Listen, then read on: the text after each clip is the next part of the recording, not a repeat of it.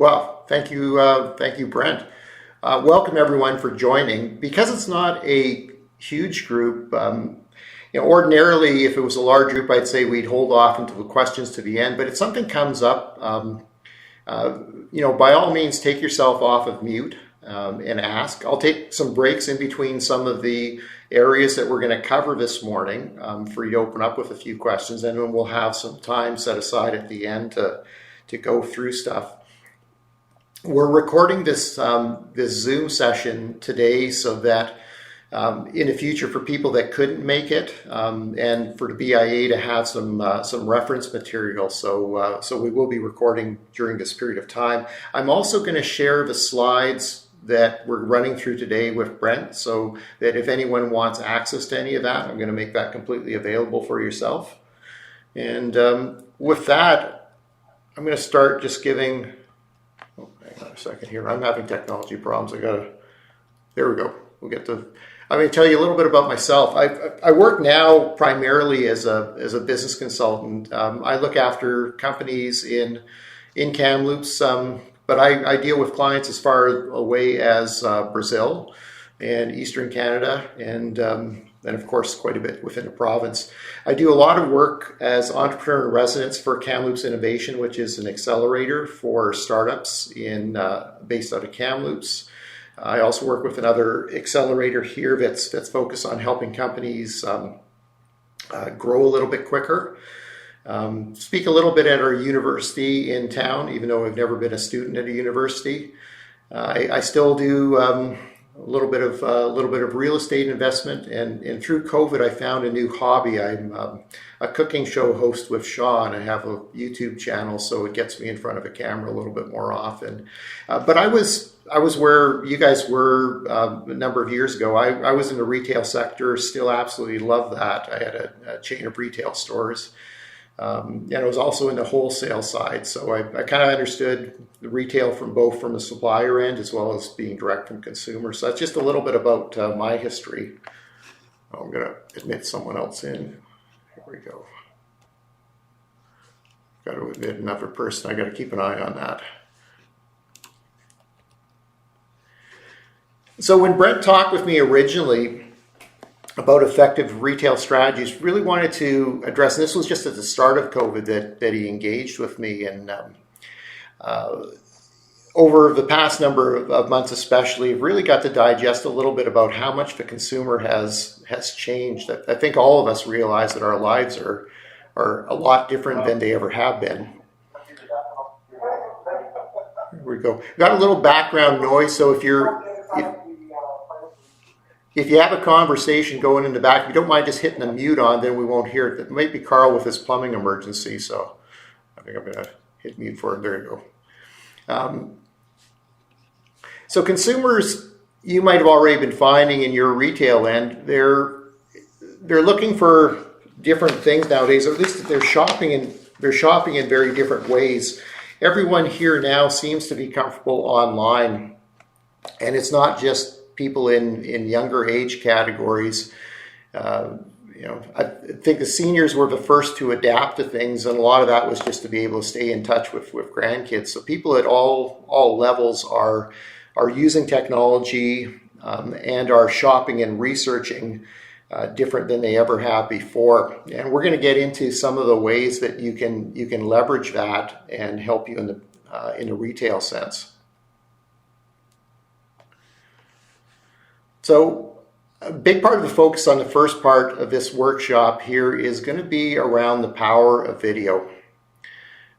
We're consuming content very differently now than we ever have. And, when websites first came out and social came out, it was all about written content. Then it moved into pictures. But if you look at people's habits now, our customers and our general population, when they're taking their phone now, they're scrolling through social media feeds or going through websites, and everyone knows that arrow, and that arrow means to point, play, and they're expecting to be, in some ways, entertained by what's going to be coming on that screen. So pictures still capture people, but if you look at how we as a whole, culturally, we've switched over to wanting to consume video, and video is the fastest growing area by far. So the world really has become our stage, and I look at that as being an opportunity for people that are in small retail, that are nimble, that can adapt, and that really understand who their customers are. You're able to deliver the messages that are so important to keep them engaged. We're also able, through video, to create that emotional attachment with our customer. And that's critically important now that that people aren't easily able to go and just shop at will and be completely comfortable with where they are. So we're going to do quite a bit of focus now on talking a little bit about how you as retailers can leverage this. Any questions before we move along? No? Okay. I've got it up on a screen, but I've got my cheat notes on pieces of paper here behind me. So I'm not sure if you've noticed through your stores, but certainly in Kamloops and some of the other communities that I travel around often to, we're not getting the same kind of strolling that takes place in a store. And maybe some of that has to do with these masks that we're all wearing as soon as we wander out. It makes us feel at times a little bit difficult to have that regular conversation, and maybe it's because we don't see the face of our customer, and the customer doesn't see the face of us, that we're not communicating or chatting in the same level. So what we are seeing as a trend is that customers are spending more time visiting websites, visiting business Facebook pages or other social forums to look and explore the products. And when they come out to do their shopping, whether they have a list in their hand, they certainly have a list mentally of where they're going and what they're particularly looking for. So it's more important now than ever to really be able to communicate your products and your services to them. I wanted to throw a little example right off the bat of video. We had a small Italian restaurant in Kamloops that opened up just a couple of months before COVID hit and everything was closing down. And she came onto the media, and there was a little bit of a sad story about she didn't think that she was going to be able to survive because all of a sudden restaurants were being impacted. But it was amazing to see what she ended up doing. Was she communicated with short videos, and she puts them out maybe 2-3 times a week. She really just takes people into the kitchen, into the restaurant with preparing food, and it's become so mouth-watering that she's ended up pretty much now, you need a reservation any time of the week to get into there. And I'll just show you, just a quick clip we'll play here. Nothing's very difficult, nothing's very complicated, but she romances food. She romances the product that she believes in, which, whether you're in retail, whether you're in restaurants, this is what we're all trying to do. We're all trying to give the customer the experience of what's special, what is the reason why they're coming into our shop, and being able to communicate that out there. So I'm just going to hit pause on here, because I think you get the idea. Simply done with probably nothing more than an iPhone. She became a little bit more complex in some of the videos that she'd get into doing later. But what it was, instead of putting out a menu of what you had, it was actually giving the experience. When we're in retail, sometimes we have to think a little bit more outside the box, that it's not as much about what those products are that we sell, but think about it from the point of view of what do our customers do with those products? Because that's really the basis of the message that we're trying to get out and we're trying to capture on video, is more around how the customer will use it and get value. I'll let someone else in here. Oh. So when we talked about research for shopping, so a number of different ways that people are looking. Google reviews has always been one of the methods that people will kind of sometimes look at if they're coming to your store maybe for the first time. And maybe they've just seen you online. They might check out to see what other people have reviewed. So any opportunity that you have to ask customers that are existing of you to put up reviews, it can really help, especially for out-of-town customers that might be traveling in and not sure about seeing it. We refer to a lot of customers now as being omni-channel. When I was in retail, that was 20 some years ago for a lot of my retail. We would have the newspaper, just like you have the Williams Lake Tribune, and we'd have a couple of radio stations. Those were the avenues that people were tuned into, and you were able to speak your message as a retailer and get it out to them. Now, if you look at the average consumer, they're digesting stuff from their social feeds, from Twitter, from anything that they're listening to from radio or different TV or video stations. They're getting information coming all the way around. We really now have to make sure that as a retailer of any type, that we are using as many channels as we can to broadcast the message.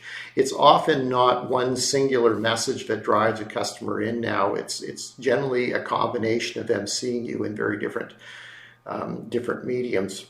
The other part with the research is social validation has become incredibly important.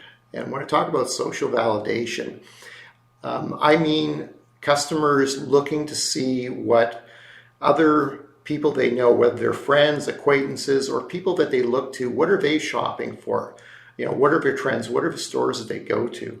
Because on social, people share a lot of information out that we see. They'll often share when they've purchased something that they really like, when they've really enjoyed going to a restaurant, when they've had a good experience, they will share those things out.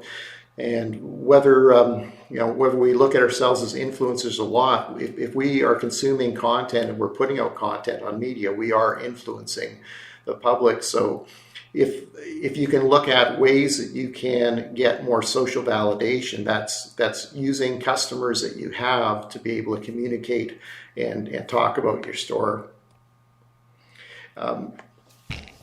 We have a huge benefit nowadays with being able to broadcast information. And I'm going to take a second just to give a shout out to how many of your businesses. Brett shared your Facebook business feeds with me, and I couldn't believe how many of you are using video in different amounts, and that it is so incredibly powerful.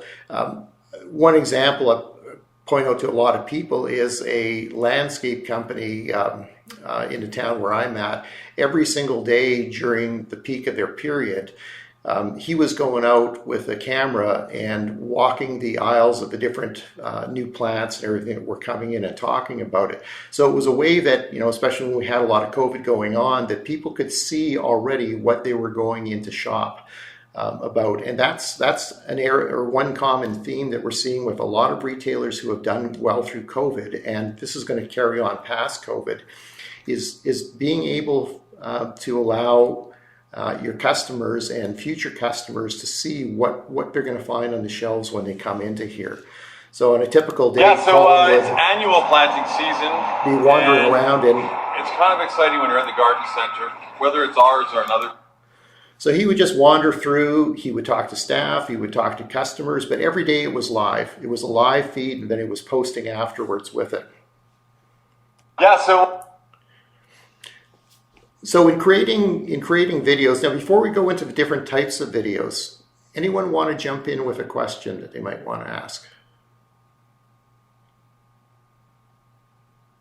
Carl, I think you're trying to talk, but you've got yourself on mute.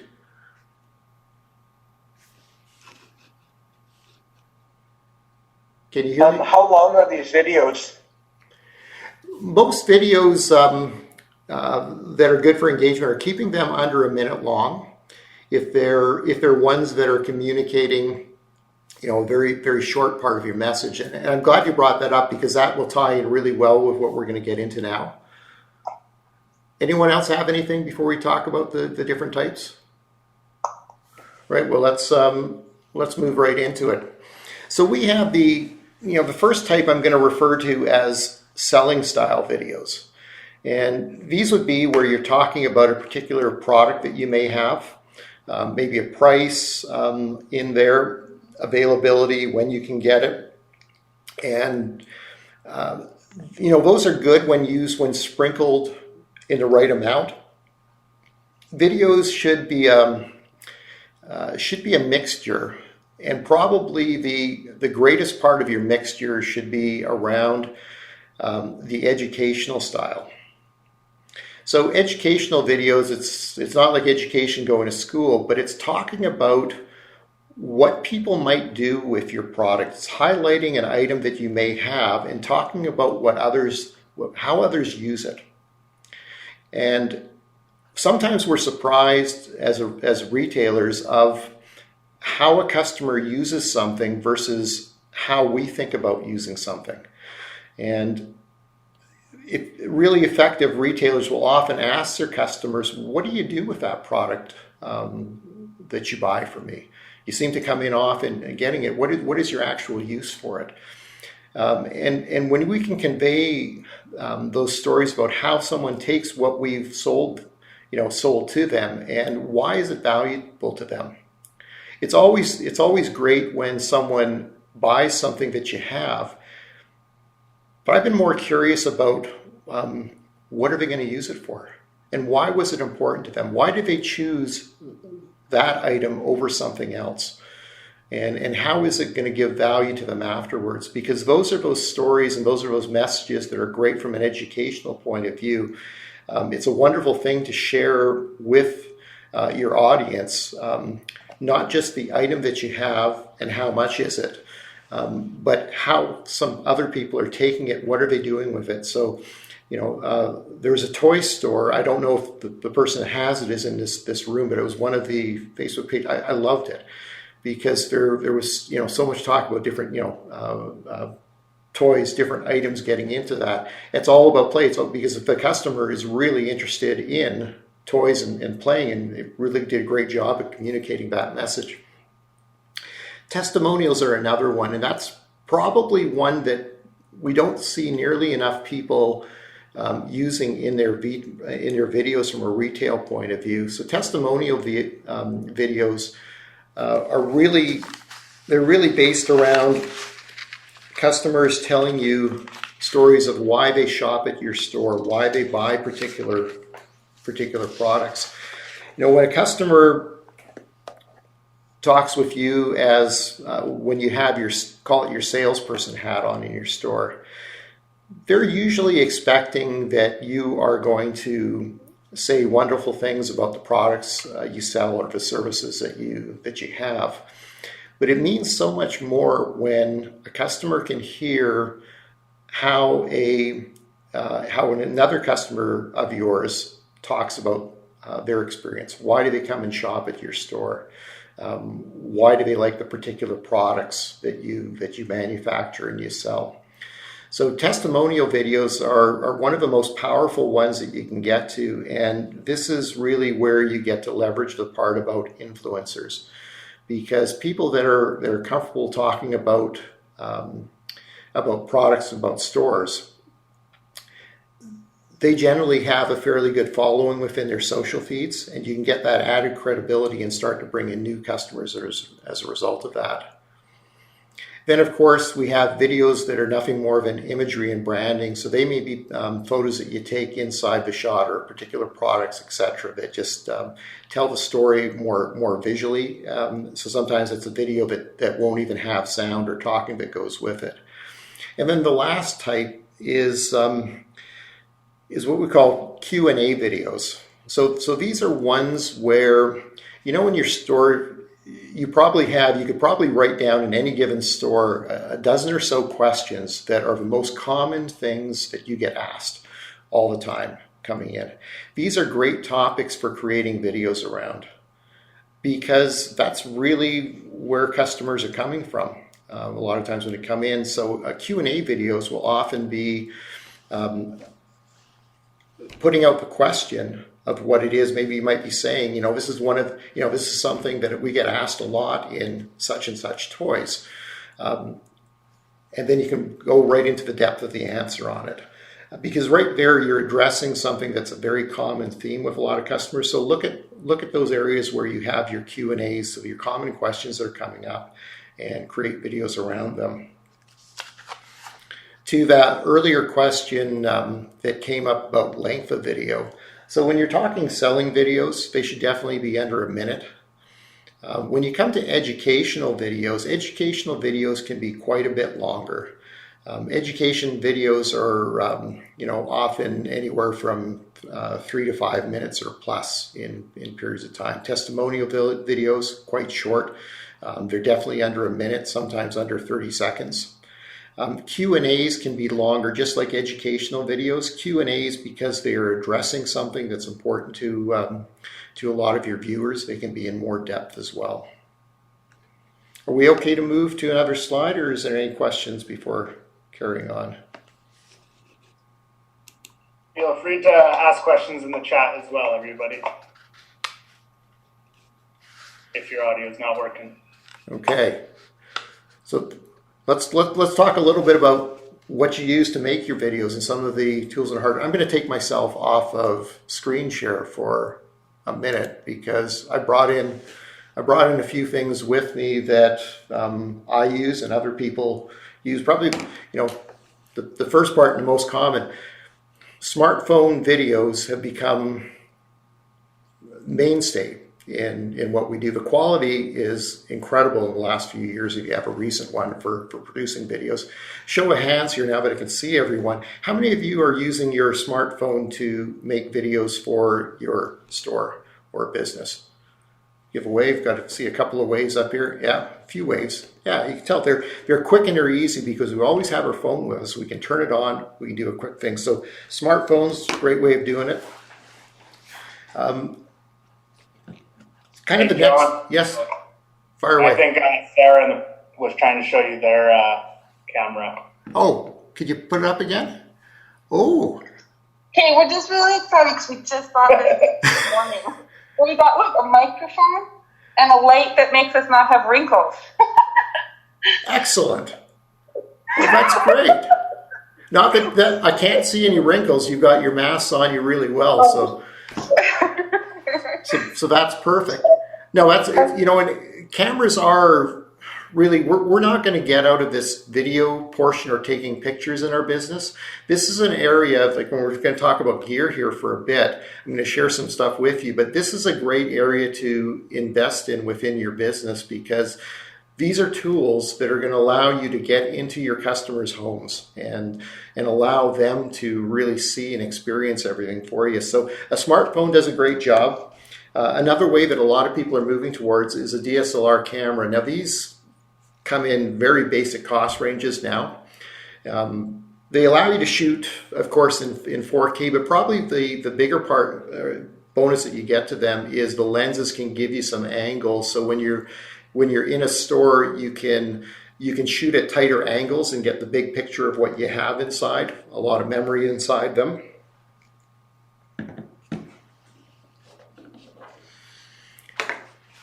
And this is a GoPro, and I got to tell you, this is the lifesaver of a ton of businesses that I know.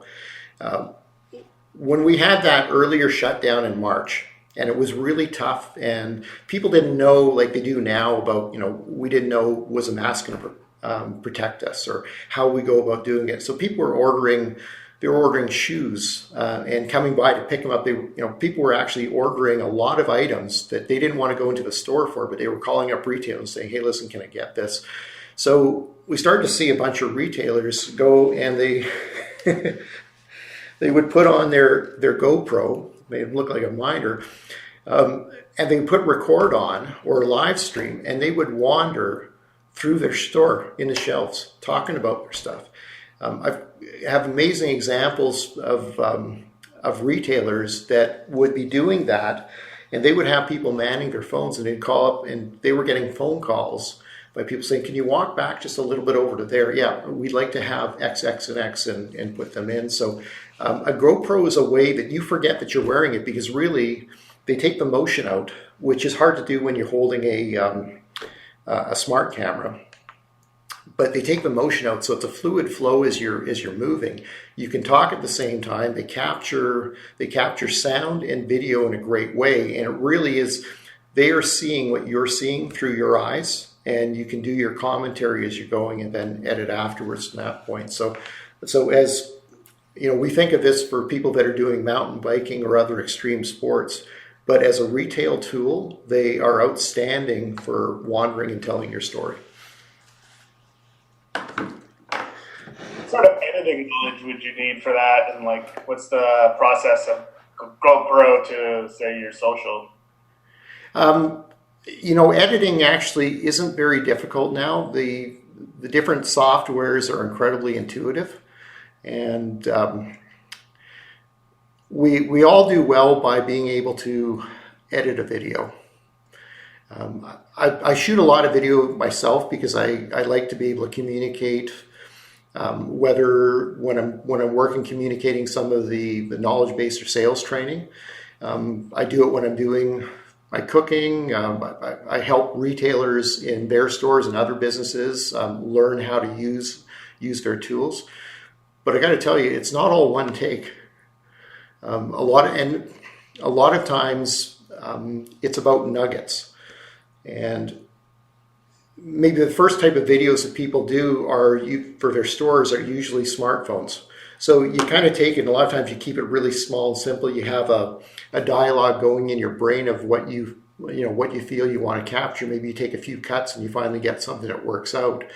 But an easier way for video is when we just get into the editing part, because what we can do is we can run a camera and we don't have to worry about cuts. We can just think about the key things that we want to come across, and we'll ramble on a little bit about this, we'll ramble on to something else. And then when you download them into an editing program, you look at them as being little bites and chunks. And you look and say, yeah, you know what, that really sounds good. That communicates what I want. You maybe take a little bit of this, a little bit of that, you change the order around and you put it together. And all of a sudden, it comes out like a well thought out, flowing story. And I found something really neat too, is that if you've been doing editing for just a little bit, you can look at the editing parts and you can figure out where your ums are, and you can take your ums out. And all of a sudden, you sound great when you're on video. I can't do that we're on Zoom, so you're going to get my ums as well.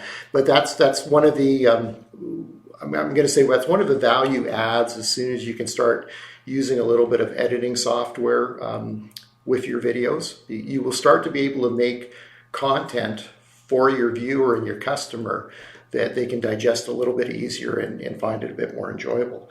The next thing I want to talk about is sound.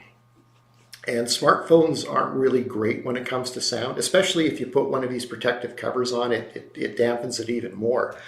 So if you want to improve the sound quality, there's a couple ways you can do it. One of them is the little boom mics that go on top of the camera, and they give a very good sound quality. They're even not bad if you go outside in wind. They can keep it fairly directional. So and they're $100, $150, somewhere in that range. And they just plug in. They have a little battery, and you can get amazing quality sound when you put one of these on. If you want to go to one more level, I'll put this up to the camera. It's these little Lavalley mics. And they're very simple. I take one of these and I plug it into my smartphone because I don't film with it.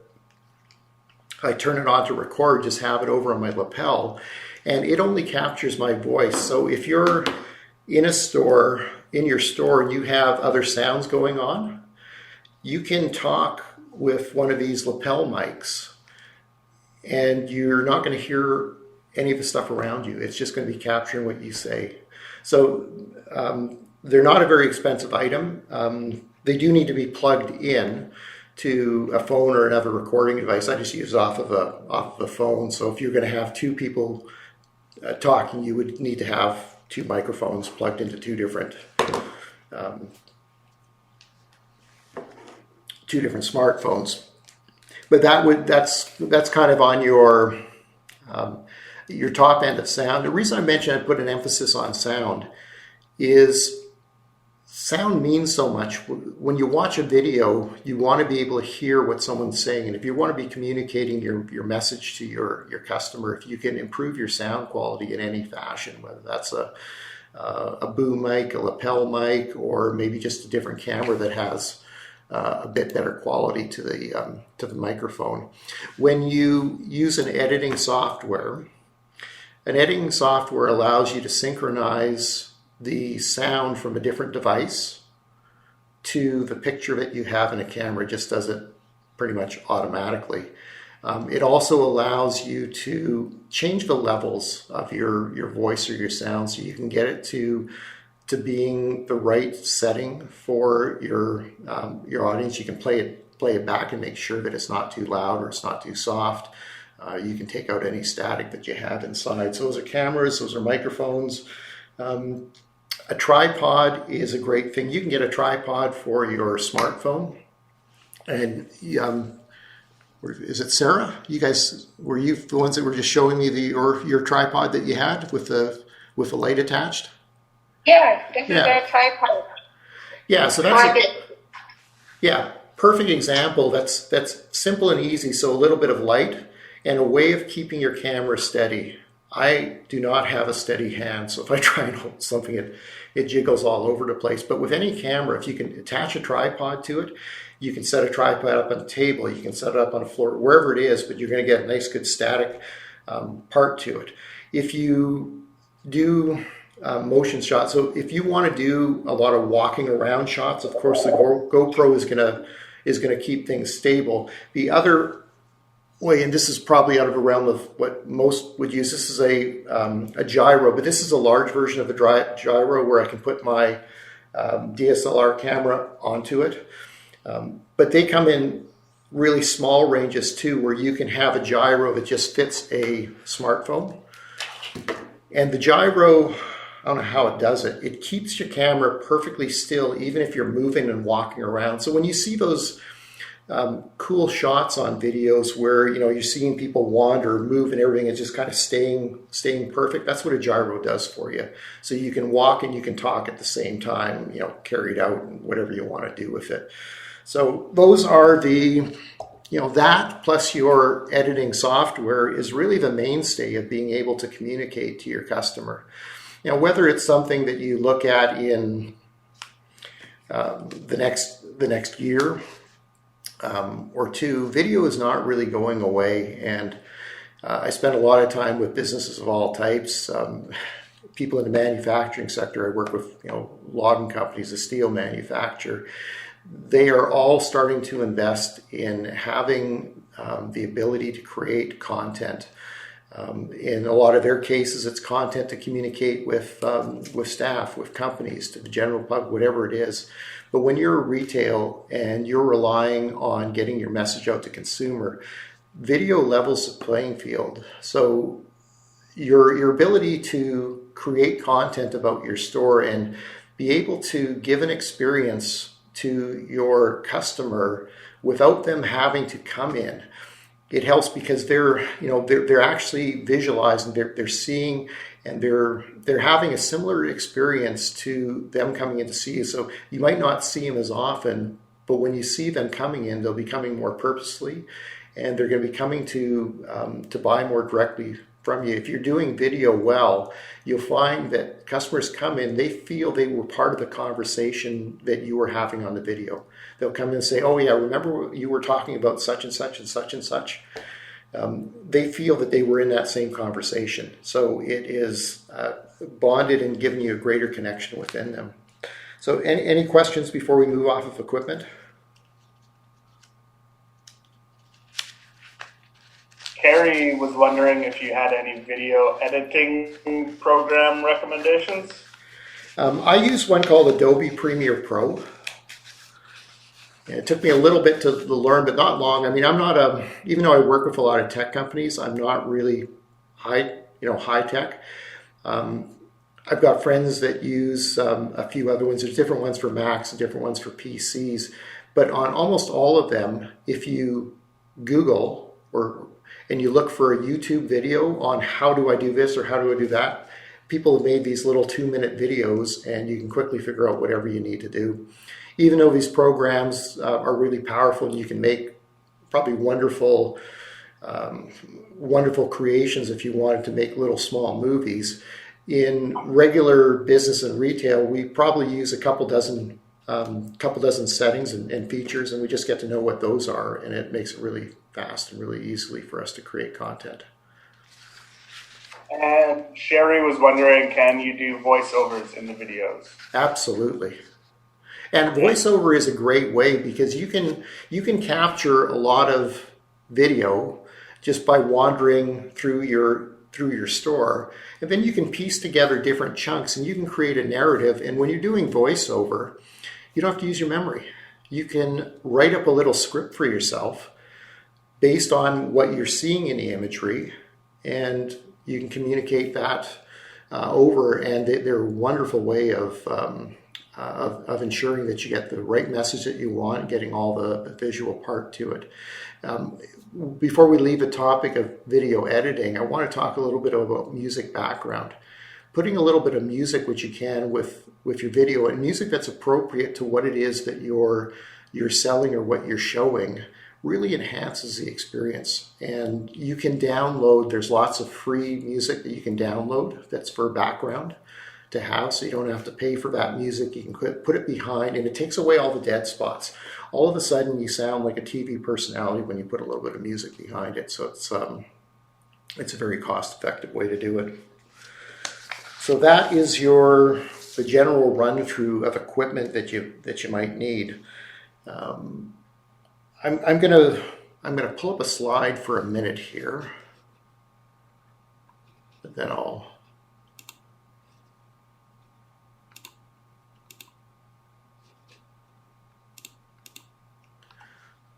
Okay, so we've covered off the equipment that you're going to need. Let's just have a look at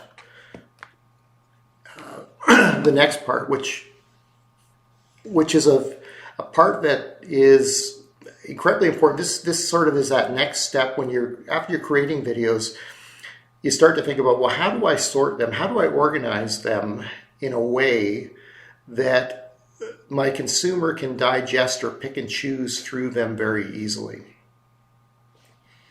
So I'll take ourselves off of share, and we'll get into this and maybe have a little bit of a discussion. I've got you back on regular view so I can see all of you, and it's easier for me to do it that way. Maybe a show of hands. I saw a bunch of your Facebook pages. How many of you all run with websites as well as Facebook pages? Just a quick show of hands. Okay, awesome. How many of you have YouTube channels? Okay.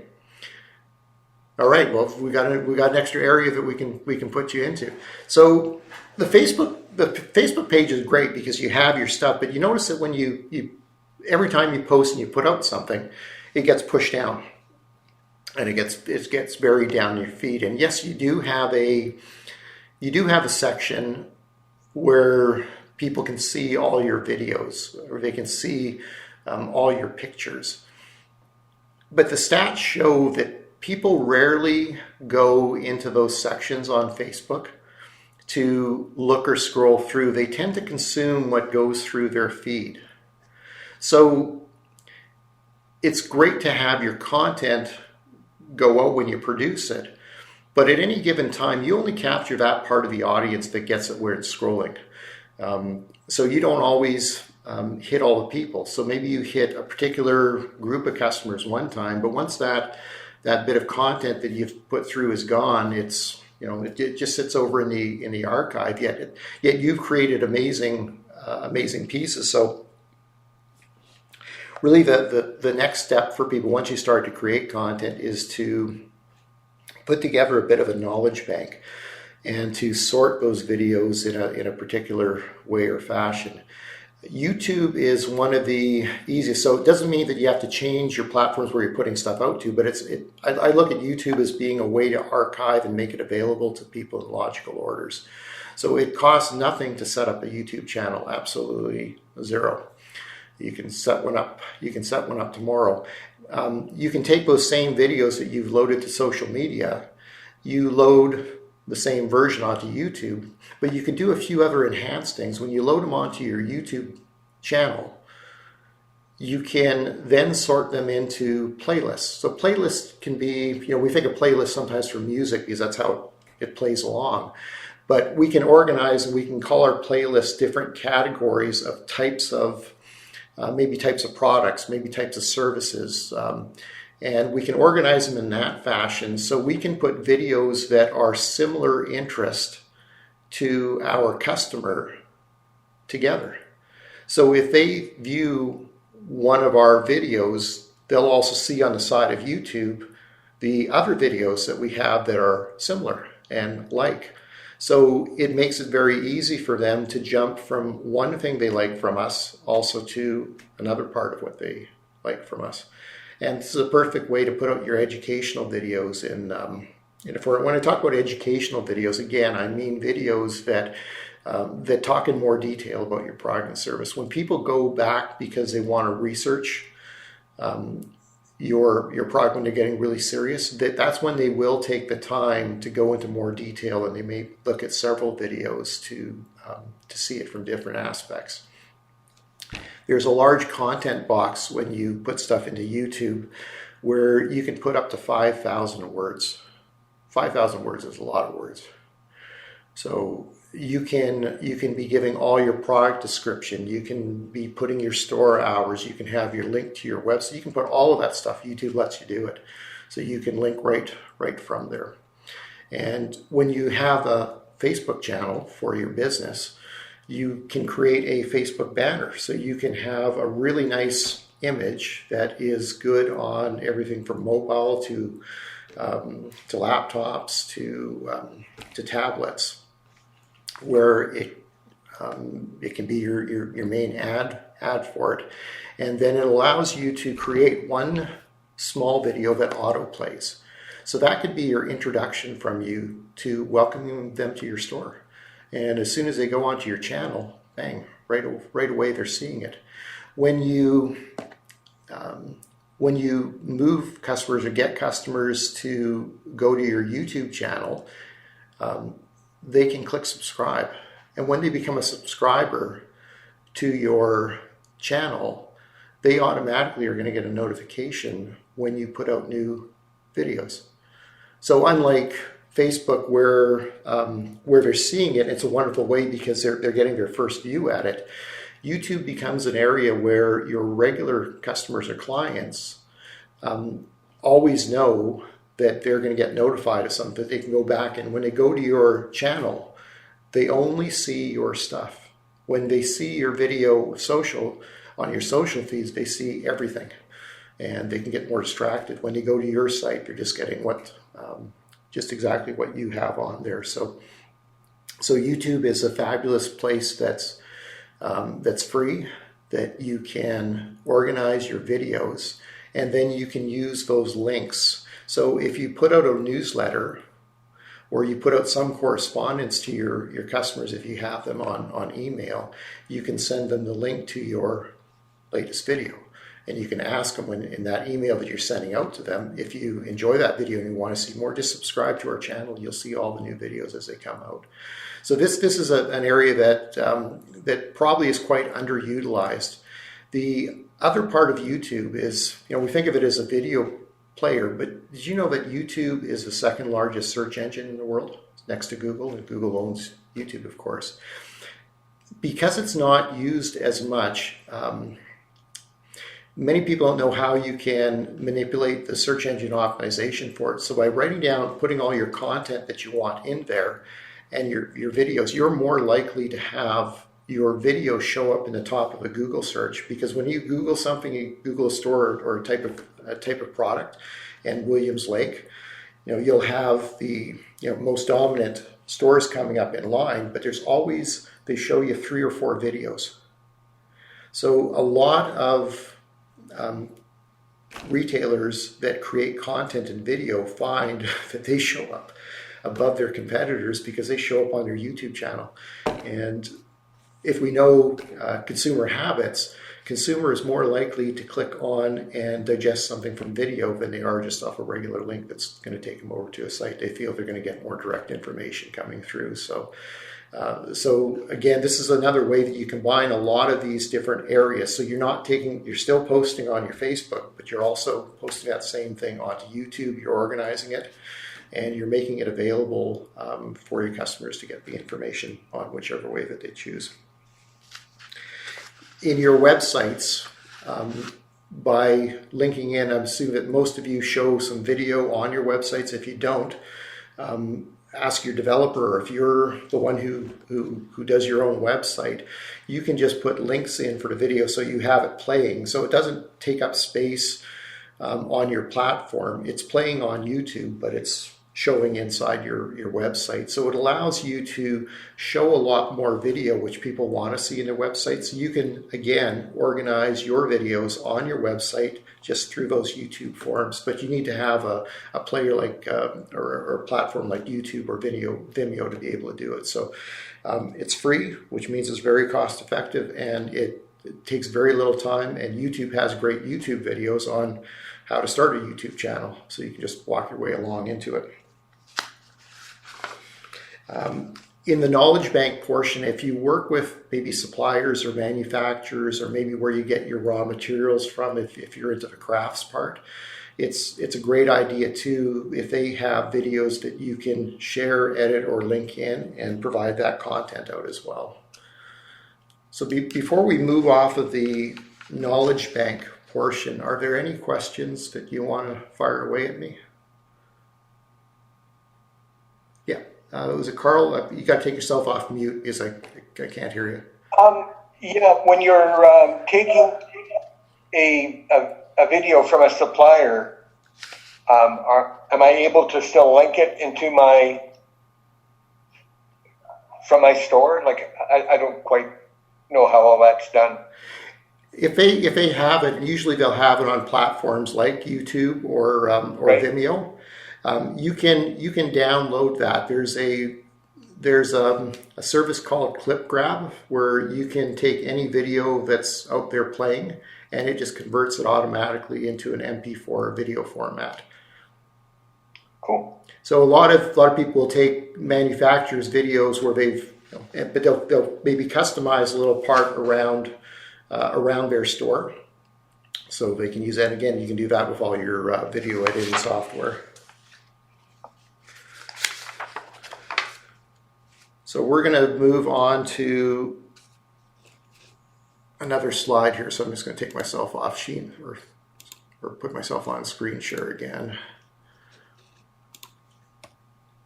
Okay, developing reoccurring revenue streams. Anyone that's going to join the workshop next week, that's a week from today, we're going to get into a lot of examples about how to create recurring revenue streams. So I'm just going to talk very briefly on a few of the areas to give a little bit of an introduction to it, and we'll go into more detail next week. One of them is loyalty programs. So loyalty programs, they can be as simple as a coffee shop card where you get a punch card for every time you go in. You get 12 coffees, get a 13th.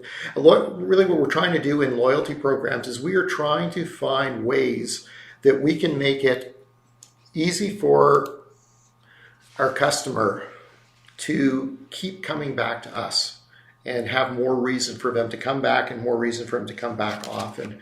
So in next week's session, we're going to get into a lot of strategies that people use.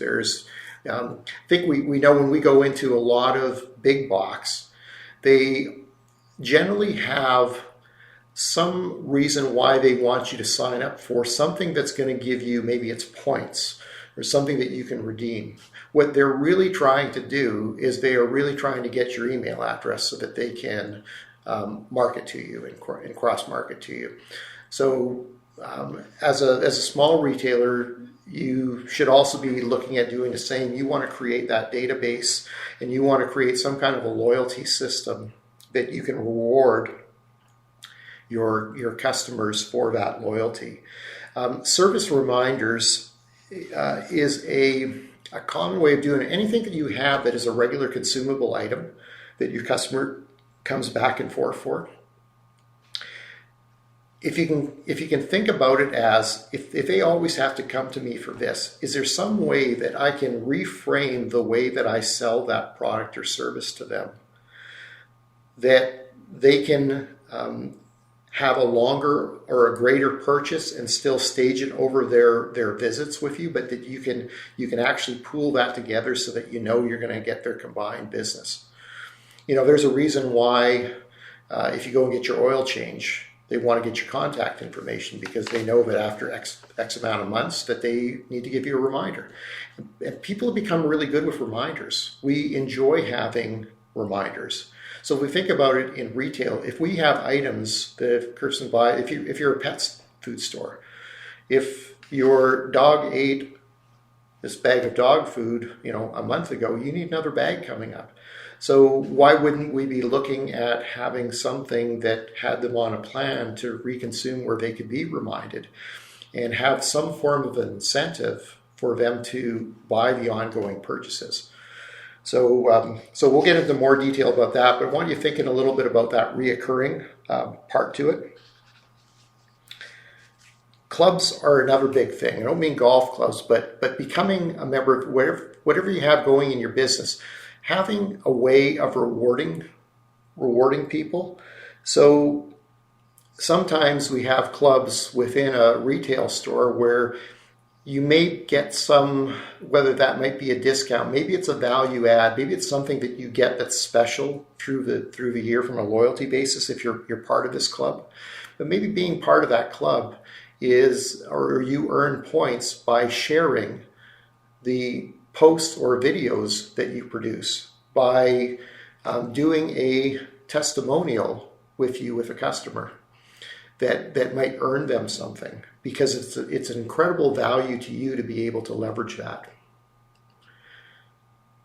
So I want to talk about video testimonials right when we're talking about the club part, because your best salespeople that you have are not the people that work for you in the stores, and it's not yourself. Your best salespeople that you have are the people that come and they decide, they vote with their wallet, and they come into your store and they buy stuff from you. They are drawn, and they're your biggest supporters, but they're also your biggest salespeople.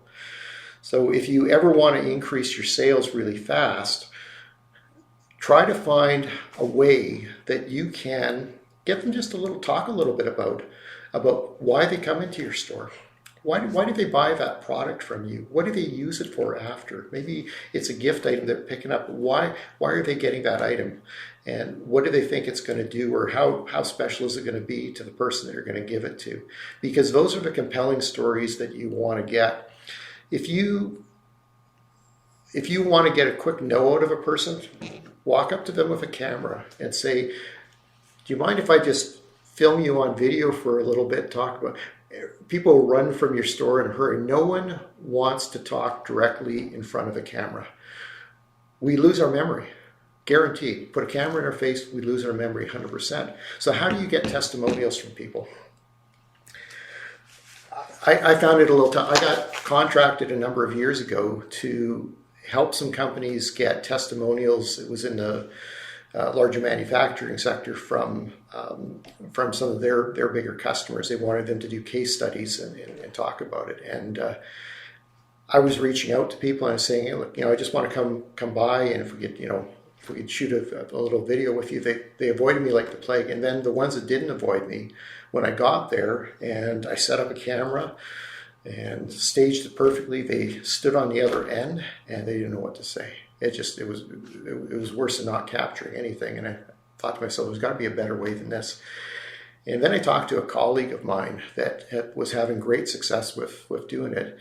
And he found that the simple thing was you never point a camera at a person. What you do, if you wanted to get a good testimonial, I would sit down on a chair, and I might have a customer sitting on another relaxing chair within a store.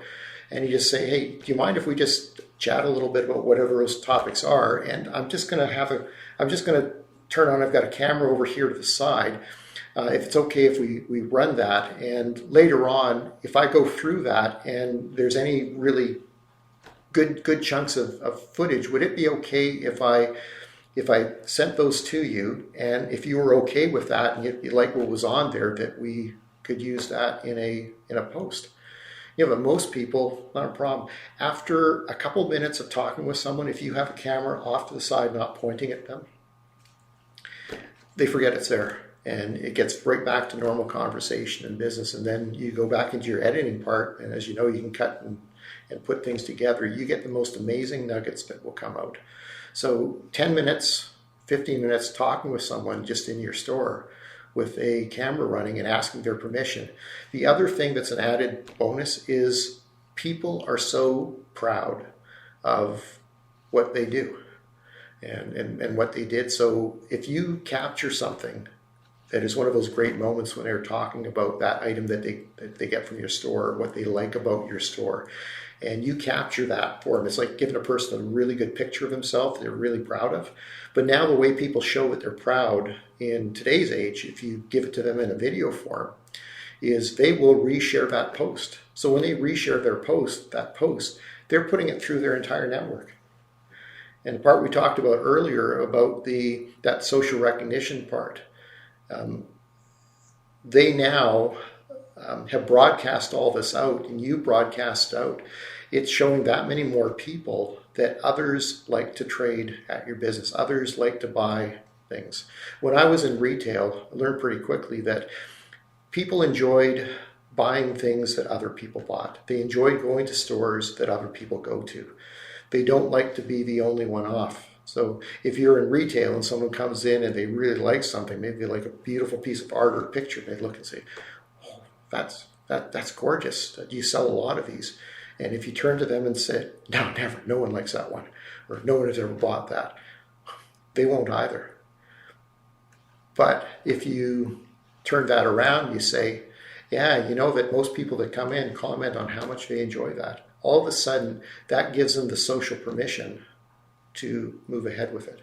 And social permission, we can do that very easily through video and video testimonials, because when other people see friends of theirs or people that they know of going and shopping in your store, liking a particular item, that's giving them permission to go and shop and trade with you, or trade more from you, buy more of your products, or buy more of your services. So that could be part of that club part about how you draw people in to, being in a particular thing. Maybe they are the ones that do reviews for you, and you create a club around reviewers for your store, and you invite them maybe once a month or a couple times a year to come in, do some reviews on different products within your store while you're filming, and allow you to put those testimonials out. They feel incredibly important and empowered because their opinion matters. And of course they're going to want to come in and they'll talk about the different items. So that can be something of a club, that maybe that means that they get a particular extra bit of value within your store. So this is another thing that we're seeing retailers start to do, is find different ways that they can get those social permissions with their customers. And it is a huge way that you're able to succeed over big box stores, because big box, that's never part of their strategy. They can't do it. They can't localize. So the next slide I'm going to go to, maybe I'll click onto it right now.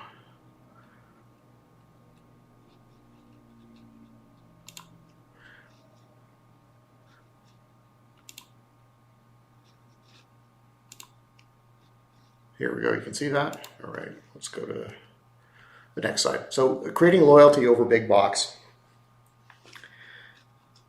Engaging the community part is huge, and you can do that as a retailer in the community. And the way that you do that is that personalizing part. It's using your customers and getting that social permission from them.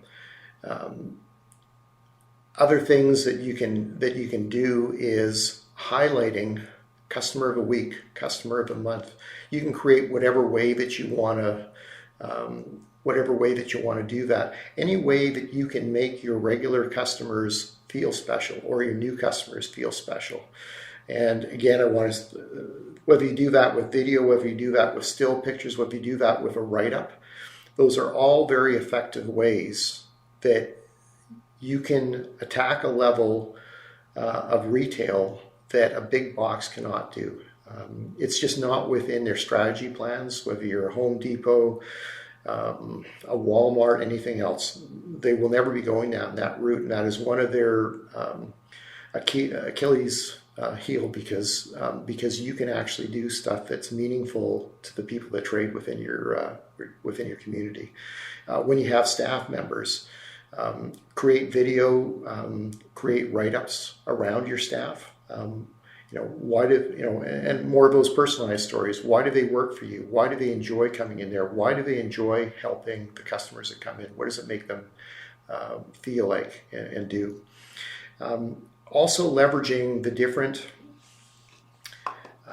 service groups or volunteer parts that you're a part of. Sometimes we feel in retail that the reason people come into our store is because of the particular products or services that we sell. But in communities, when you step outside the large urban areas, the Vancouvers, the Torontos, etc., community means a lot more. And when it comes to retail, it's more about the people and what your store represents, the culture, what it believes in, and what it gives to. In a lot of communities, the people that are retail store owners, they're also involved in various charities, maybe different service groups, etc. Sharing the stories of what you do outside of just a store basis helps give you that human connection, because at the end of the day, we trade with people. We buy products, we buy services, but we buy them from people. The more that you can put that personality of yourself, and this was a taboo 10, 15, 20 years ago, was no, we never talked about that stuff. Social has changed the way that we share stuff. I look at grandparents now, what they post out and put on social. You couldn't have gotten them doing that 20 years ago, but we found that we share a lot more. And the posts that get the most engagement, you ever notice it's when they see a little bit of vulnerability, a little bit of the human side to it. So in retail, don't forget that it's also human side. So putting a little bit of that personalized part will go a long way in competing with the big box stores that are out there. So why don't we take a short break for questions here before we move into the next section? I've been talking a lot, and I need a break from my mouth for a little bit. Anybody have some questions? Sarah?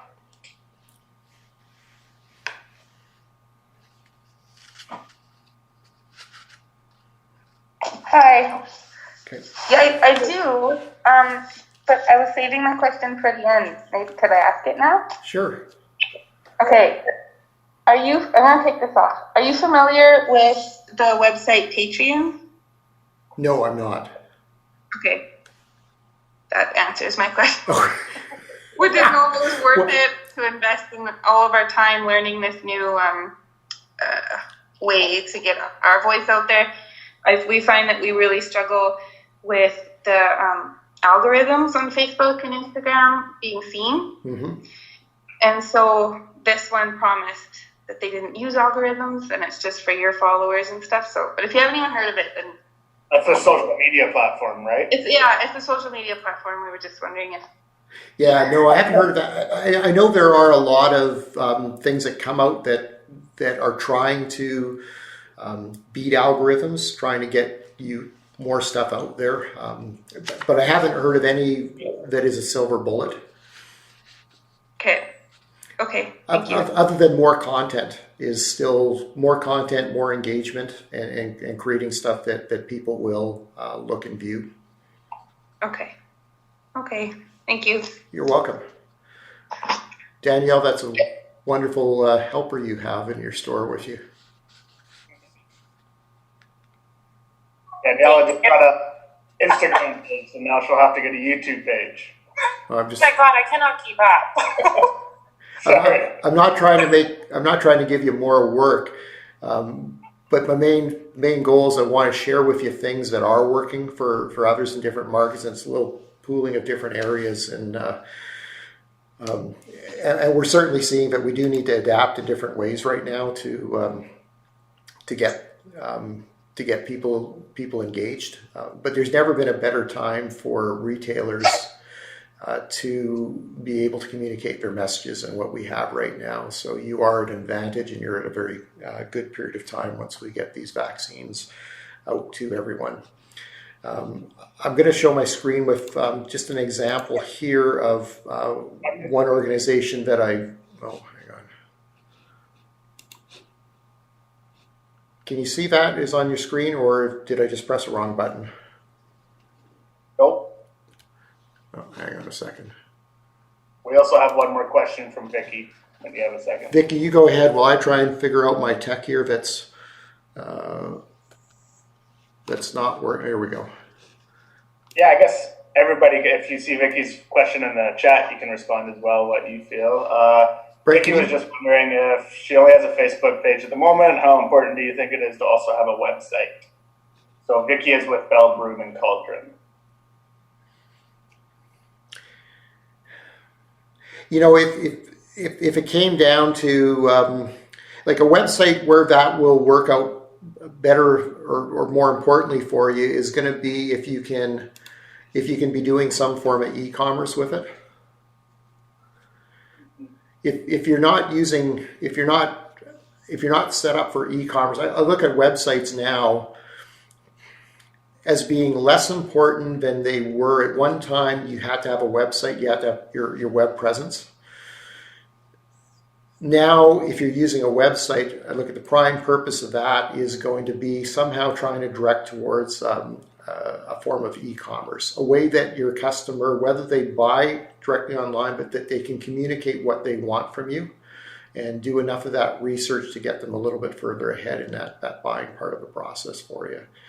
I would also add that one thing that's really important and is always making sure you've claimed your Google page, your Google landing. So when people do search you, you can also link your Facebook as your website on there. So even if you don't have a website, make sure that it's linked on your Google page, like when you show up in the Google results, because it's an easy way to bring them right to your Facebook, even if you don't have a website. Yeah, no, absolutely. Just a quick example here of a customer I work with that they have service people all across Western Canada, but every week they highlight one of their staff members, and it's amazing that there's some of the most viewed posts that they get are posts that are simply talking about the people side of it. So just want to reemphasize that it's the people part that is so important to all of us. So we're going to go into the second part now of our workshop. Unless anyone else has questions regarding video before we move from there. Hey John, it's Allie here at the Mantle. Hi, Allie. You talked a little bit briefly about downloading free music for background. Yes. Is that an app, or how do you go about doing that? I just go on Google. I use it all the time for my cooking videos. So if I'm making something Italian, I'll just type in free Italian music for videos, and I just get a selection of different things to pick and choose from. There's a lot of paid service ones, but there's tons of free ones. So I usually just pick the style that I'm looking for, and Google, and there's countless choices of music that doesn't have vocals behind it for you. Perfect, thank you. Yeah, you bet. So this next, John. go ahead. Yes, Carl. Yeah. What are you spending on that gyro? Like, I do quite a few video things, and they're pretty choppy. I like the idea. This big gyro is maybe $500. Yeah. There's a lot of smaller gyros now that fit smartphones, and they're $100 to $200. And I got to admit, they're easier. I have one of those. I hardly ever use it because every time I use it, I have to rebalance my camera to fit on it. So it's not something I can just click onto it and use right away. It takes maybe 15, 20 minutes for me to get the camera ready. when I do film with it, it's wonderful. But it's work intensive. I know people that have smartphones love the fact that they're just kind of plug and play with a smartphone on little smartphone gyros, and you can be wandering and doing everything else. You can walk with those, you can jog with them, and they keep a perfect frame all the time. It's a bunch of gerbils in there that somehow turn something and make it all worthwhile or work, and they do a great job. So the next part we're going to get into now is 5 critical steps in validating a new product or service. COVID affected a lot of things, and one thing it caused so many businesses of all type, whether you're retail, service, doesn't matter, is that we all had to look at what do we need to do differently. Maybe how we needed to trade differently, different products, different services. It was devastating to some industries and still is. Other industries were able to adapt. But I can't think of anyone that didn't take time to think about what do I need to change, or do I need to change something? And it's been a popular topic for people about how do you pivot and how do you pivot effectively. So I want to go into some of the key steps in order of what you need to do. Now, when it comes to pivoting or figuring out new products or services, it is not so much about trying to think about what you believe people want. It's more about engaging with your customer and finding what they want and making sure that you can test it. So the whole premise behind validating a product or service ahead of time is so that you don't invest a lot of time and money and resources on a guess or a hope that it's going to turn out better for you than had you not pivoted. So there's no bad idea. So when you come and you think to yourself, well, about a new product or a new service or something that you might want to do, or maybe different store hours or ways of getting your product to people, there's nothing bad about it. If you thought about it and it makes sense in your mind, that's great. It's a wonderful thing. But what we want to do is we want to be able to test to see, does it also make the same amount of sense to your prospective customer as it does to you, and to enough of them that they may choose to trade with you. So the first step before you pivot or move on to a different product or idea is to first remember that your idea is a hypothesis. You haven't proved it out yet. It's an idea. It might be very well founded, but we haven't proved it yet. Our customers are the ones that prove it back to us. So if you just first off accept that it is a hypothesis instead of fact. None of us have been touched by the right hand of God, except maybe Jeff Bezos or a few of these people that have, just hit it. But I think a lot of that more comes to the luck part. So, the first thing you want to be able to do is define it. Try to take that idea out of your mind on that new product or service, and write down, what is it exactly? Sometimes in our brain, everything makes sense, but it buzzes around in there in a lot of different ways. So take it out of your brain, write it down, and start writing down specifically, what does that look like to you? So first off is define that idea is. And then very importantly, whether that's retail, whether that's service-oriented or anything else, is what problem are you actually solving for? Because things that are successful in business and from a commerce point of view is when we're solving a problem and that we're providing a solution. And really, how intense is that problem that we're solving for? Now, we create things at times that are just purely because, we like them. Sometimes art is like that, where we will create, art just purely because we do it because we enjoy it. So when I talk about the validating steps, I'm not talking from the point of view of some things that we just do for ourselves. But when I look at it from a business point of view, if I'm going to create a new product or a new service or bring in something new, I need it to make money for my store or for my business. So in order for it to do that, it has to be solving something that our customer is not getting or a problem that they may have. So if you take your new product or your new idea, or maybe your method of how you plan to get it out to your consumer, think to yourself, how much do they need? Is it a need to have, or is it a nice to have? And what is it that they are going to give up of something else to get that product of yours instead of somewhere else?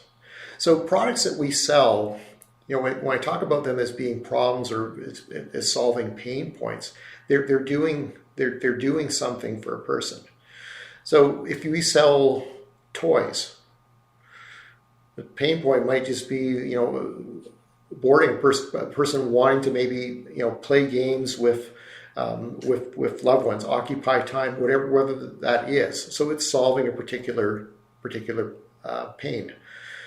Anything that we buy or sell, we're doing it because of a reason. So understanding what is that key reason, what is that key driving force that is going to cause our customer to want something that we have. So defining what those problems are that you're solving from.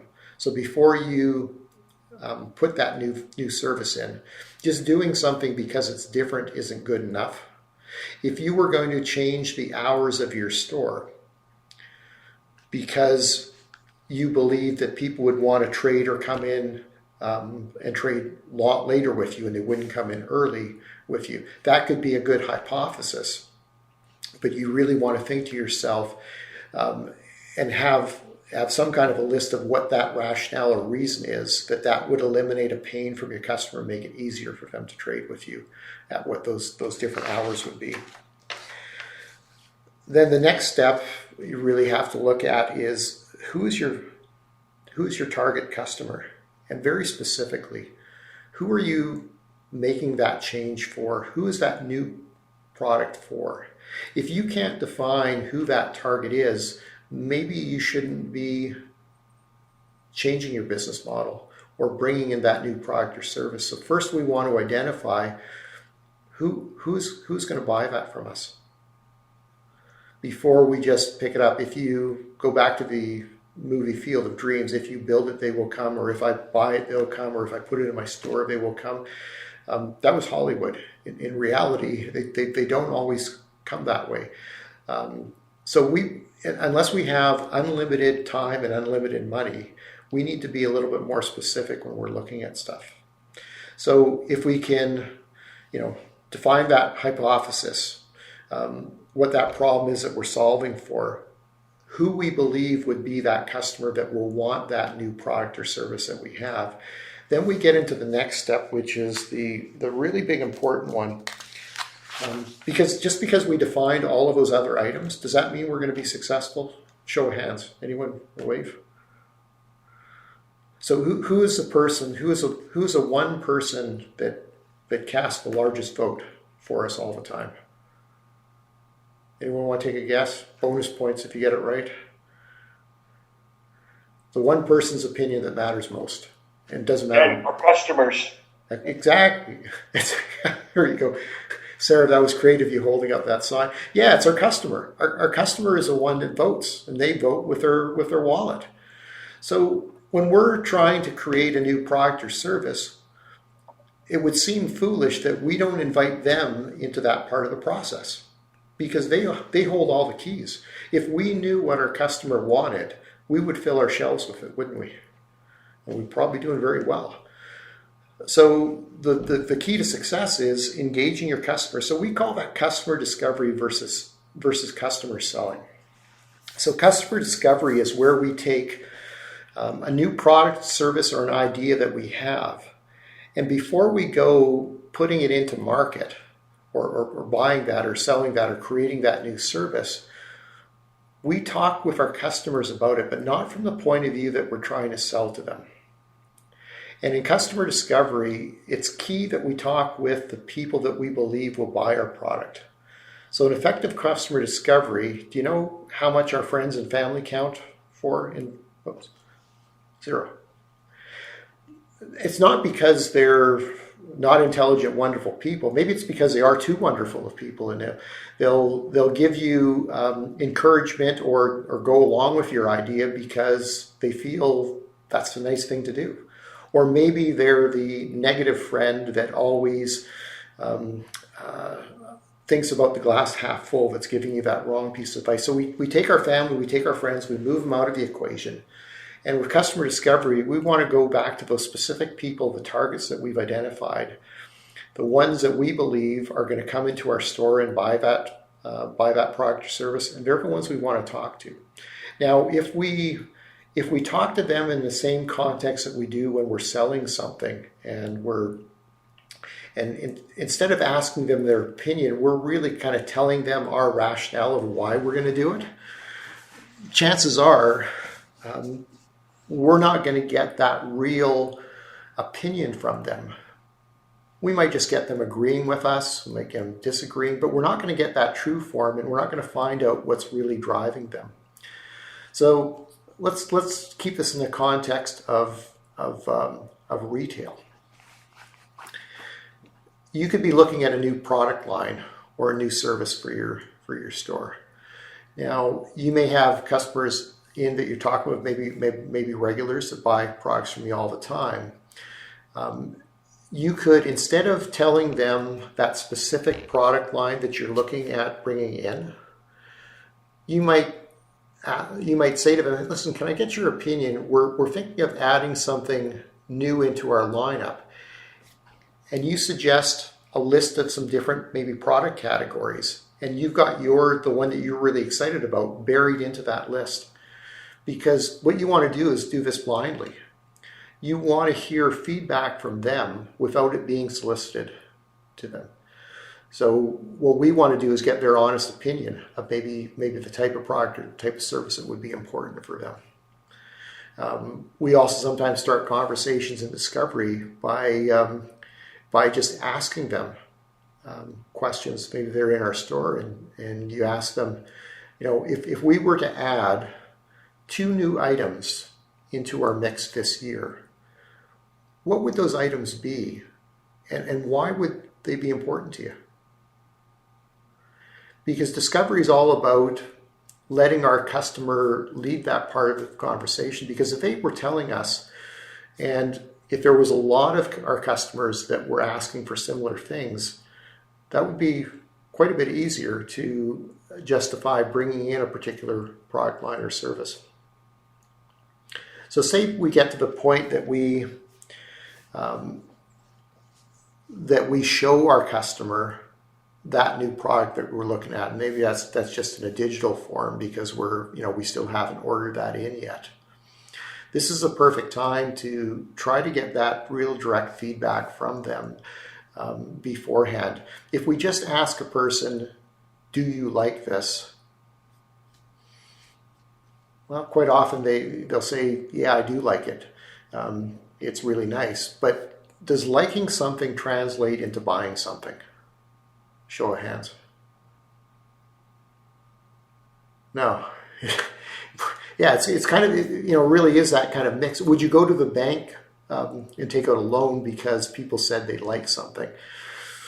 Well, maybe, it's a calculated odds, but if we don't have the ability for a lot of risk tolerance, we might want to be a little bit more sure that they would buy it. So just taking one step further from when a customer goes through discovery with you and they say to you, yeah, I do like that item, you can just turn it and transpose it. One additional question helps you a long way. If you said to them, if we were to bring that in the next 6 months, is this something that you would order once it arrived into our store, if we could get it within X price range? It's one additional question, but it goes a long way, because as a retailer, I don't want to know just how many people like something. I want to also know how many people like it, and how many of those people that like it would also be willing to buy that product or that service within X period of time that would justify me bringing it in. That's one of the golden rules of market and product validation, is getting to that core part of of trying to do those surveys and ensure that if you go down that route and you bring in new product or services, that it has the greatest likelihood that it's going to translate at that retail level for you. And that would be what your customer would want. Does that kind of make sense?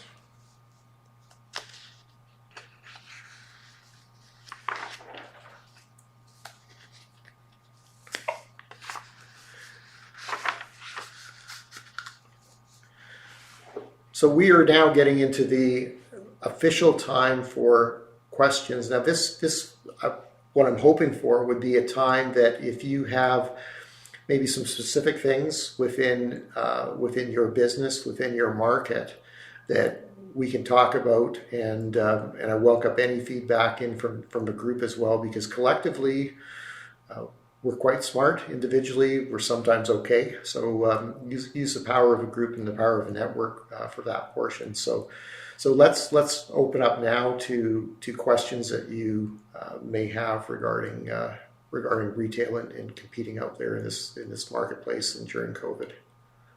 Yeah, and just before that, the one thing I want to reiterate, and the last half an hour of what John spoke about is what I took away when I saw him speak at the Link Up event. It's really important to validate your products, be critical, think about things. It's funny, right now I'm rewatching the Dragon's Den. I don't know if you guys seen that, Dragon's Den Shark Tank. And some of these people get on there and they're like, I spent $2 million, and they're like, good for you. And it's like, they never took that first step of the market validation, the critical. Their family and friends told them it was great. But people make their life choices off this stuff sometimes. So it's a really important part, and was one of the reasons I started talking to John at the beginning, because, small businesses, sometimes we don't have the luxury of making a mistake or, making an error. So just always keep that as something. Anyways, that's just my 2 cents. No, for sure. And we also, it's a scary thing at times. We can feel that we don't want to share an idea because maybe someone else will copy what we have. But the reality is, if we want to be successful, we need to talk and we need to engage with our customers, and we need to get their actual feedback. There used to be an old saying, if I could see the world through Joe Jones' eyes, I could sell the things that Joe Jones buys. So really, our customer holds all the secrets to it. So the more we can engage with them, and the more we can get direction about what they need, what they like, and what they use our products for. And that's probably the critical step, is understanding how they find value in what we have. In some of the large organizations that I do work for in the manufacturing sector, they do something called a win-loss analysis. So people often spend a lot of time thinking about why someone doesn't buy your product or buy your service. A customer gets excited because they're looking at something in a store and we don't see them back, and they told us they were coming back on the weekend, and we worry to ourselves, what do they do? Did they go home? Did they buy it on Amazon? Did they go to a different store? What happened to them? So we agonize over our losses, maybe more than we should. We don't seem to handle our wins the same way. And this is an area that I'll challenge you, and I'll ask you to give a little bit more thought to. Some of the most valuable information that you find is from the people that choose to buy your product or service. And it's generally just an additional question. Maybe it's the next time you see them after they bought something, and you ask them, what was it that caused you to buy that, or that made you make that choice? Because we need to know how their brain digested that. Was it just because it was on sale? Was it because of another factor? So what was that driving force that caused them to look at it? And sometimes, why do you choose to come into our store? Maybe there's a lot of stores all around us. Like, what is that reason that you keep coming back? Because we want to know what causes them to buy stuff as much as what causes some people not to buy stuff when we trade. So your regular repeat customers are wonderful to do those win analysis with, to find out, what brings them back all the time. What is that driving thing? And sometimes what would we need to do different to see you more often, or to get more of your business? What could we carry that would add to what you do? So doing those little bits of analysis go a huge way. Often we can grow our business just within our base by quite a good percentage if we just adapt a few of the questioning methods and engage with our customers a little bit more often. And then it gives us a bit of insight into how we might market to new customers, because some of what our existing ones tell us for the reasons about why they trade with us will go a long way if we change our messaging towards that. So who'd like to start off with a question? I can. So I've got a challenge. It's a really good challenge. I'm always running out of inventory. It doesn't seem to matter. It's in my bead store. I have a bead store within my store. Yeah. And I used to order 12 grams of beads at a time, and now I'm ordering a kilo. And I know nothing about beading, and yet so I'm telling you all, I know nothing about beading, but my bead customers do not communicate with me very well. I try and get information, but they just expect me to have the stuff in the store, and so it's always, it's going to be another week. I have my beads air freighted so that I can get them as quickly as possible. And it's there's probably 500 different beads, and so I have 500 kilos potentially of beads in my store, and yet I find it really frustrating that I'm never able to get on top of. Right now, and it's partially because there aren't the beads in North America, or the beading needles, or the thread. But it's always an issue for me. I order huge quantities, but I'm never there. I'm never ever caught up, and I'm just wondering if you've got do you have any solutions for this? Well, Carl, let me ask you this: do your bead customers, are they on a email list with you? Do you have a means of staying in contact with them?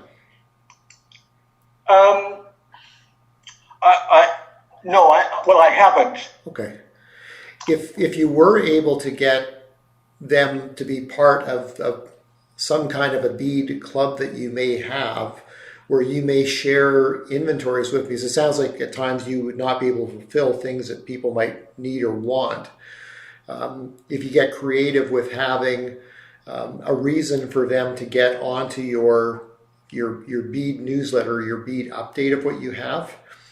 Sometimes people will engage better not in person with you at times, and they'll engage possibly by, if you were giving them updates or allowed them to be able to see what you have, and could solicit them to let you know what they're looking for in the next while.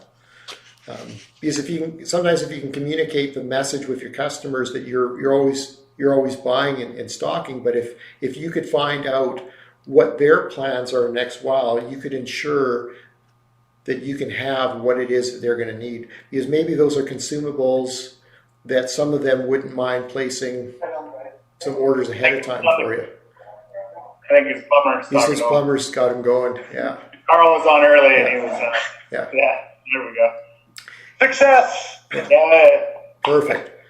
Yeah, so Carl, if you're able to find a way to to get them engaging with you so that you have their email information, get them in on that update and move them towards that part where you may be able to get them to, when I say pre-order doesn't always mean that you're going to get a pre-sale, but if people can put themselves on a list of what their needs are, it can also sometimes get you earlier sales because people will look ahead and say, yeah, if I can book ahead on some stuff, I'll book it.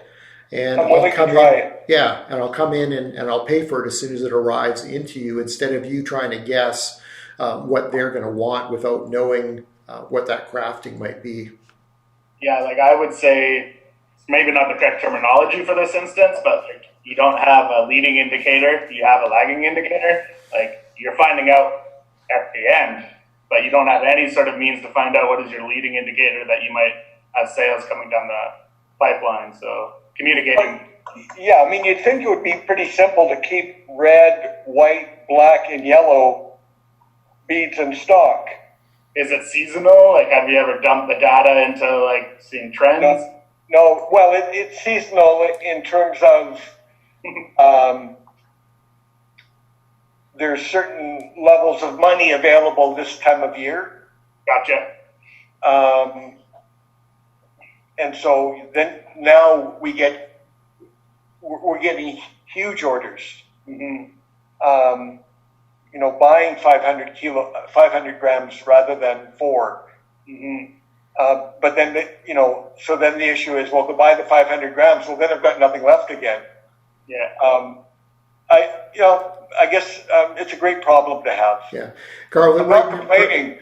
Yeah, right now there are supply chain issues in a lot of things right now, and even when people go into a mechanic shop, waiting for different parts can take a long time. So consumers are a little bit more flexible in understanding that they need to help in the forecasting process, because COVID has taught most people that lead times can be a lot longer, and you'll do your best, but you can't guess at everything. So hopefully that's going to help. It's quite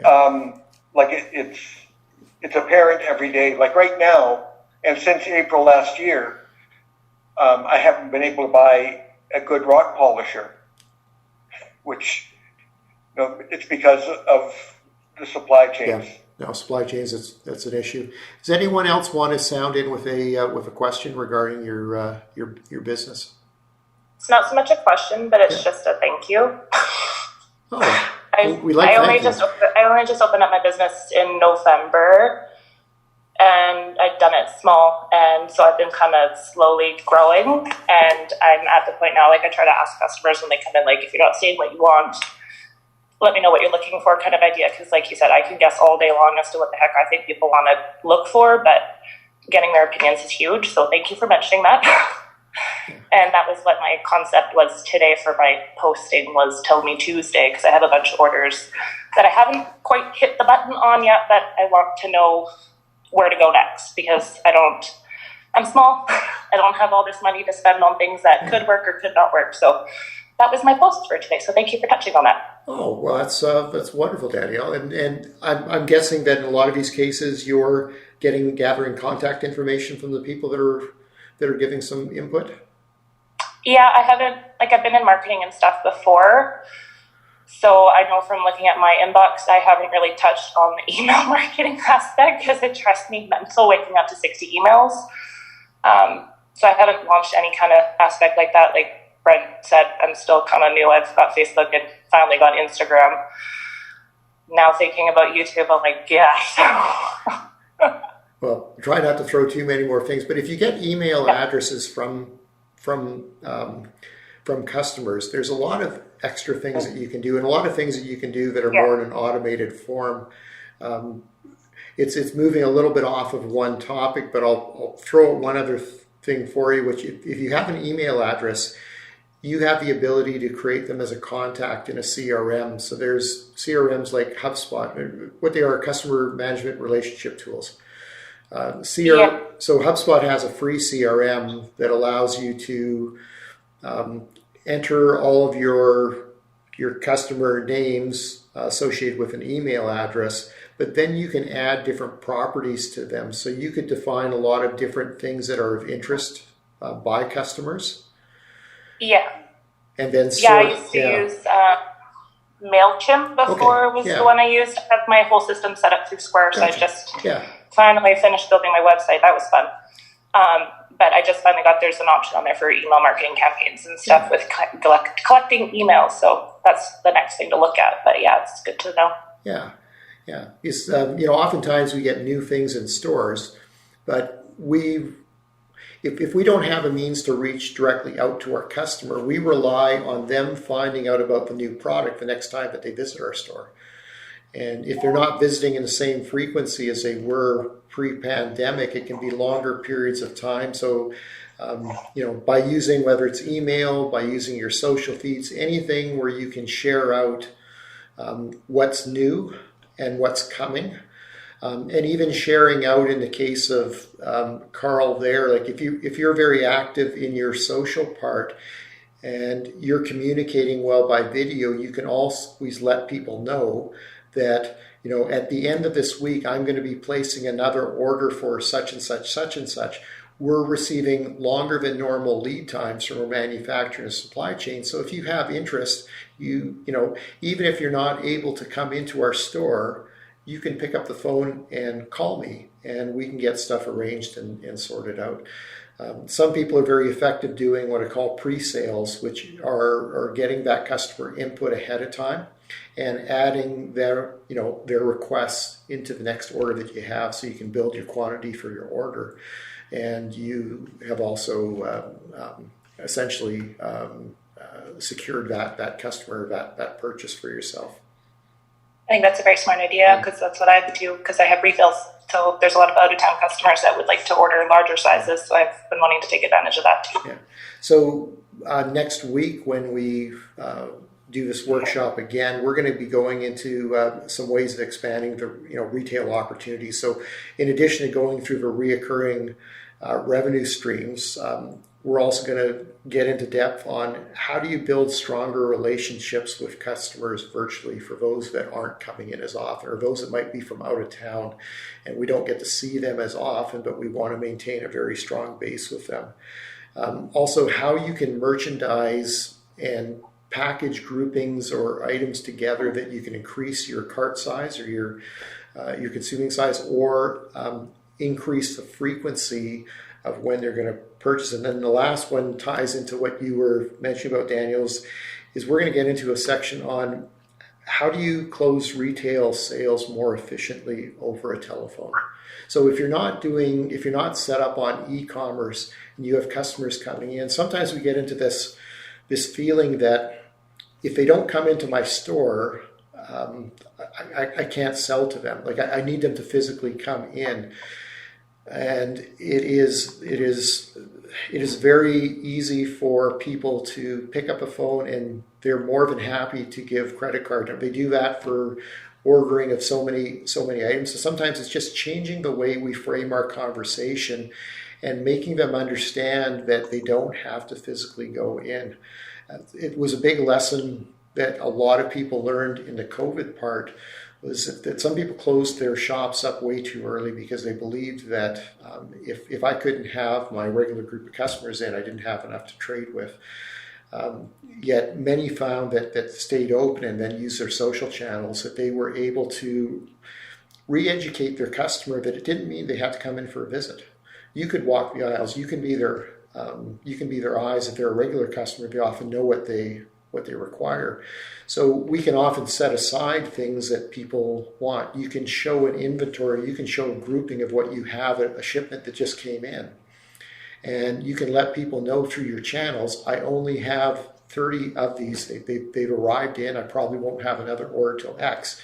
If you're out of town, or even if you're not able to come out or have other things going on, if you pick up the phone and call me, I can set aside one of these, or you can do your purchase with me over the phone, and I'll hold it for you, and we'll find a convenient way to get it to you. And sometimes that's all we need to do to be able to increase our sales a bit more. We'll get into a lot of different strategies around the phone-in sales parts. That's the ABCs of sales.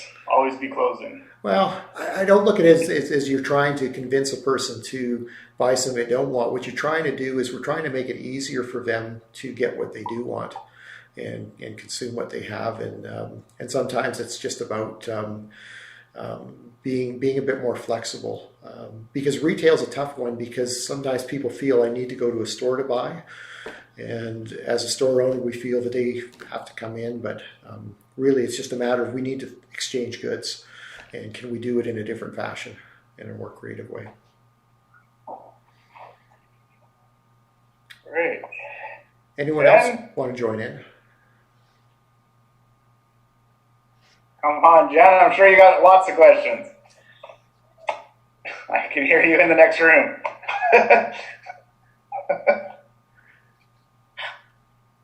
Carrie, what is your business? You got to unmute yourself. Can you hear me? Yeah, I can hear you just perfectly. There you go. I'm an athletic therapist. Pardon me? So can you guys hear me? Yeah, I can hear you now.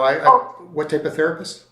Athletic therapist. So Okay. I do like injury rehab and prevention. So yeah, this is a nice refresher, kind of what you're talking about, because I'm looking at taking some courses, bringing some of my stuff online so people have access to it over the internet and they don't have to come in and make an appointment with me. Oh, wonderful. So yeah, knowledge-based stuff, anything you can put on would be wonderful. I'm sure too, if you could get some of the people that you've changed their lives by giving them the therapy to talk a little bit about how they felt before and how you made them feel after. Yeah. Yeah, you nailed it on the head there. I think right at the beginning where you have to like find what you're constantly showing your customers, you know. Same within the clinic. It's what am I constantly showing people what to do, and that's what I'm going to put online there. So I work with a neurosurgeon in Kamloops, and he is amazing in front of a camera. He's always talking with people and patients, and he started to put out a written and video blog and going through. It was amazing because instead of just helping people one-on-one, he was able to reach out to a far greater base. But some of the most compelling parts for him was talking about what people weren't able to do and then what they were able to do post-surgery and how that path went. So it allowed people to visualize what actually happened, because sometimes we're more afraid of what we don't know. And if we can see and experience it in our own leisure, in our safe space, and watch it, we warm up to an idea a little bit more. yeah, I'm testing the waters here. I've put on a fitness course for 12 weeks. So it's kind of ongoing. And then I'll be making some online videos for Williams Lake clients or the Caribou clients. So. Oh, wonderful. Good for you. Thanks for sharing that. Yeah, no worries.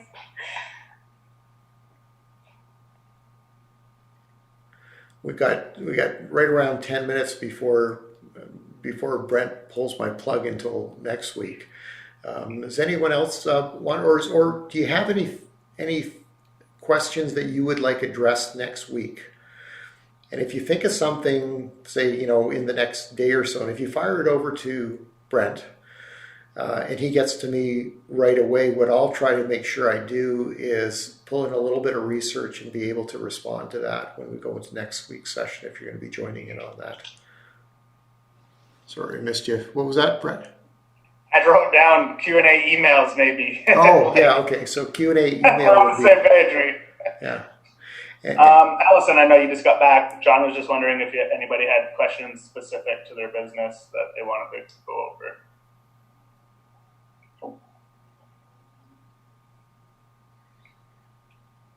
Well, you've been a wonderful, wonderful group. I hope you play around between this week and next and look into a little bit more of maybe that video equipment, or maybe some of the editing parts, or some of the things that you can play around with and do.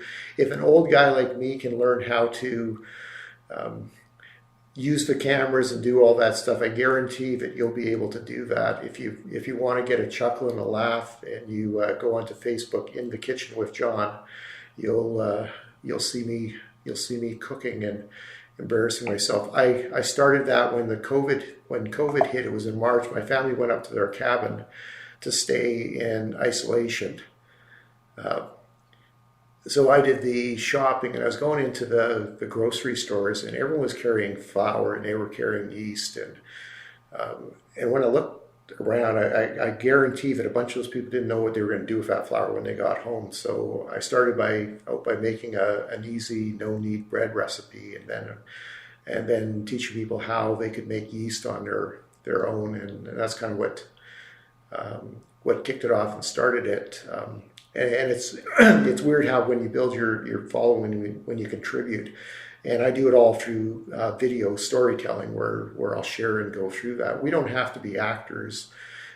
We just have to be passionate about what we're talking about, and our audience will build and will gain. So if I put out now a cooking recipe and film it, I'll end up with anywhere from 2,000 to 5,000 video views over a period of a couple of weeks on it. And people are always sending me pictures and other things. And I know a lot of businesses that adapted different formats, where they look now a little bit less at just what you're advertising, and more about when you're building your audiences, how can I provide value to people? If you find ways of providing value that are in the realm of what you do, the sales come virtually, automatically over time for you. But the key thing is keeping an audience engaged. So sometimes a little bit more about what would they like to see, what would they like to learn more often, and can I put it in a way that they can consume it at their leisure. So if you are going to have that YouTube channel or other things that allow people to go at their, whatever point in time makes the most sense for them, it's a great way to build a business, and also to build that community part, so that your business can survive through any of the challenges that we end up facing. That's all I've got to share with you today. So if there's no other questions, we can wrap up a few minutes early. But by all means, anything that comes up, you can share it with Brent. I'll try to address that for next week. I'm easily found on LinkedIn. I've got an unusual name, John Zubak, Z-U-B-A-K. You can definitely connect in with me. I do regularly put out blogs on different business tips, and I share them out in both video and also in a written form, so you can stay connected that way. And that, again, is just something that I do to put value out into the community. So those things are usually out most weeks. I have something going along. Brett, anything you want to say before we sign off here?